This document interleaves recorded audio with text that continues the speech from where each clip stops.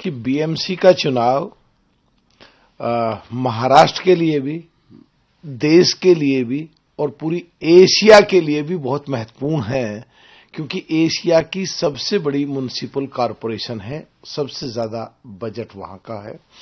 और पिछले दिनों इसमें कोई शक नहीं कि उद्धव ठाकरे की जो शिवसेना है उनका पूरा बोलबाला था, पर जब से ये सो कॉल्ड इंडिया गठबंधन में आए, जब से कांग्रेस के साथ आए, जब से इनकी विचारधारा से भटक गए, कंफ्यूज हो गए, इनकी विचारधारा जो बाला साहब ठाकरे साहब की थी उससे अलग हुई। ऐसे भी कह सकते हैं कि कांग्रेस खुद तो डूब ही रही थी, इन्हें भी ले बैठी। इन्हें समझ में देर में आई, और जब देर में समझ आई, जब तक सब कुछ साफ हो चुका था। हालांकि इन्होंने कोशिश करी, कांग्रेस से अलग गए, मन से पार्टी राज ठाकरे साहब को साथ लिया, फिर भी वो बात नहीं आ पाई जो पहले इनकी थी। और पिछले जो 12 साल के करीब देश की सरकार और महाराष्ट्र की सरकार काम कर रही है, उससे लोग इतने ज्यादा प्रभावित थे कि उन्होंने भरपूर समर्थन एनडीए को दिया, और एनडीए की डबल से भी ज्यादा मेजॉरिटी से म्युनिसिपल कॉरपोरेशन में सरकार कहो या उनके काउंसलर ज्यादा जीतेंगे, या उस पर कब्जा कहो। और एशिया की जो सबसे बड़ी बीएमसी है, उससे पूरे एशिया में भी, देश में भी, महाराष्ट्र में भी एक मैसेज जाएगा कि एनडीए लगातार शक्तिशाली होता जा रहा है। अजारकता होगी। ममता की हस्तक्षेप पर सुप्रीम कोर्ट, शीर्ष अदालत ने पश्चिम बंगाल के मुख्यमंत्री और अन्य को नोटिस जारी कर ईडी के उस याचिका पर 2 हफ्ते में जवाब मांगा। देखिए, माननीय सुप्रीम कोर्ट ने देश के संविधान और देश के संविधान के अनुसार हम सांसद लोगों के द्वारा जो बनाए गए नियम और कानून हैं उसको ध्यान में रखकर, और देश का जो फेडरल स्ट्रक्चरल है उसको ध्यान में रख करके ये उनसे पूछा गया है। और ये संबंधित है, सीबीआई जाती है तो 20 आदमियों को 20,000 लोग पकड़ के बैठा लेते हैं, ईडी जाती है और जांच होती है किसी भ्रष्टाचारी के खिलाफ, तो बजाय दस्तावेज देके और सिद्ध करें कि वो निर्दोष हैं, जो कागज पकड़ में आते हैं उन्हें भी छीन के लेके जाते हैं। देश के गृह मंत्री जाते हैं, तुम हमारी वजह से खा पी रहे हो यहां, नहीं तो क्या करोगे? पकड़ोगे, मारोगे, पुलिस से पकड़वाओगे, गुंडों से पकड़वाओगे, क्या करोगे? इस तरह की चीजें जो आ रही थी वो देश के संविधान पे हमला था। और ऐसा लगता था कई बार कि ममता जी ये सोच रही हैं कि पश्चिम बंगाल भारत देश का हिस्सा नहीं है।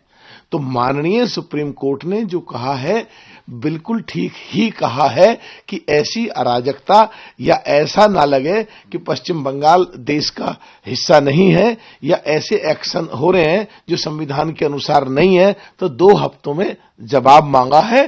और इससे पूरी तरीके से पूरे देश के सभी प्रदेशों में और खासकर पश्चिम बंगाल में जो लोगों को गुमराह करने की कोशिश कर रहे हैं, तो सुप्रीम कोर्ट के इस आदेश से सबके सामने पिक्चर साफ हो गई है। बची हुई पिक्चर जो फाइनल वर्डिक्ट या फाइनल आदेश आ जाएगा जब हो जाएगी। टीएमसी ईडी पर सुप्रीम कोर्ट को गुमराह करने का आरोप लगाया। उन्होंने टीएमसी से जुड़ी राजनीतिक परामर्श फर्म आईपैक के सॉल्ट लेक कार्यालय में ईडी की तलाशी कार्रवाई पर भी सवाल उठाए। अभिषेक बनर्जी साहब राष्ट्रीय महासचिव हैं तृणमूल कांग्रेस के, ममता जी के सांसद भी हैं। उस सुप्रीम कोर्ट को क्या समझ रहे हैं? कोई छोटा बच्चा जिसे गुमराह कर देंगे? कैसी बात कर रहे हैं? वो संविधान को समझ ही नहीं रहे हैं, संविधान के अनुसार बात ही नहीं कर रहे हैं। ठीक उसी तरह कर रहे हैं जिस तरह छोटा बच्चा हो, उसे पता ना हो कि भाई ये खिलौना है या कोई खतरनाक चीज है, और वो पकड़ ले उसे, कुछ का कुछ बोल रहे हैं। माननीय सुप्रीम कोर्ट की अवमानना बैठती है। Contempt of court of honourable supreme court, it can be thinking. निर्वाचन गोवा, बंगाल, राजस्थान समेत राज्यों में एसआईआर की समीक्षाएं बढ़ाई हैं। हालांकि अंतिम तिथि जो है 19 जनवरी 2026 तक बढ़ा दी है। वहीं सुप्रीम कोर्ट ने कहा कि निर्वाचन आयोग को केरल की ड्राफ्ट मतदाता सूची से हटाए गए नाम प्रकाशित करने चाहिए। चुनाव आयोग संवैधानिक संस्था है, और कांग्रेस ने भी इससे पहले 1952 से 2004 तक 21 बार कराया है। तो ये लोग अगर शोर मचा रहे हैं कि एसआईआर गलत हो रहा है, तो क्या ये एडमिट करते हैं कि पहले इन्होंने गलत काम करें? और जो माननीय सुप्रीम कोर्ट का आदेश था उसको कंप्लायंस करके चुनाव आयोग पूरी तरह कर रहा है, और वो लिस्ट जो नाम काटेंगे उनकी लिस्ट डालेंगे। अगर किसी को फिर भी दिक्कत हो तो वो माननीय सुप्रीम कोर्ट में जा सकते हैं, और बिल्कुल एकदम सीधा और देशहित और जनहित में चुनाव आयोग काम कर रहा है। आत्महत्या की मृतकों की संख्या 9 हुई।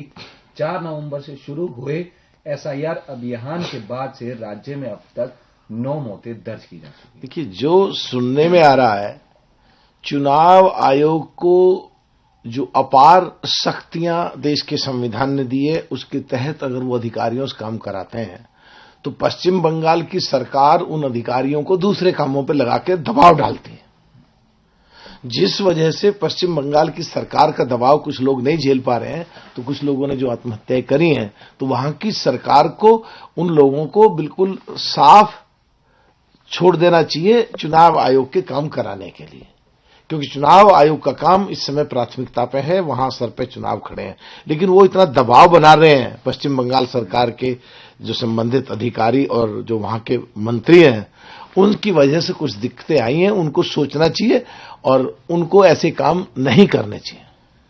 सर, 1500 रुपए में जारी होने के आरोपों पर कर्नाटक मंत्री प्रियंक खड़गे का बयान। उन्होंने कहा, पहले बताइए कि बांग्लादेशी देश में घुस ही कैसे रहे हैं? क्या सीमा की सुरक्षा जी परमेश्वर का काम है? क्या अमित शाह मूंगफली खा रहे हैं? वे बीजेपी शासित राज्यों को पार कर कर्नाटक में कैसे पहुंच रहे हैं? महादेवपुरा में एक बीजेपी के पूर्व विधायक ने तथाकथित जागरूकता अभियान चलाया। ये पहले ही राष्ट्रीय चैनल पर आ चुका है कि बांग्लादेशियों ने आधार कार्ड बनवाए और बीजेपी को वोट दिया। ये सवाल बीजेपी विधायकों और नेतृत्व से पूछिए, हमसे नहीं। देखिए, दो चीजें हैं कि कर्नाटक में वो कैसे आए। इसके लिए 17वीं लोकसभा में जाना पड़ेगा, और 2023 में बीएसएफ को शक्तियां ज्यादा देने का अमेंडमेंट बिल आया था, जिससे कि बांग्लादेशी या पाकिस्तानी हमारे देश में ना घुस पाए। और देश की सीमाएं 2400 किलोमीटर की हैं, जिनमें 2000 किलोमीटर की फेंसिंग हो चुकी है। 400 किलोमीटर की फेंसिंग अभी बाकी है, क्योंकि ममता जी वहां जमीन नहीं उपलब्ध करा रही हैं। जमीन देने का काम प्रदेश सरकार का होता है। और जब ये बिल आया था तो सबसे ज्यादा विरोध ममता जी की पार्टी और सो कॉल्ड इंडिया गठबंधन की पार्टियों ने करा। तो बिल आता है कि घुसपैठिया ना हो तो तुम विरोध करते हो, जमीन तुम देते नहीं हो, फेंसिंग तुम होने देते नहीं हो, और अपने प्रदेश में तुम बुला लेते हो और वोट बनवाते हो, और ठीकरा भी हमारे सिर, एनडीए के सिर या गृह मंत्री के सिर फोड़ना चाहते हो। अरे थोड़ा बहुत सोचो, ये देश की जनता सब देख रही है, सब समझ रही है। इसीलिए कांग्रेसियों, तुम्हारी ये हालत हो गई है, या सो कॉल्ड इंडिया गठबंधन की, जो आज है।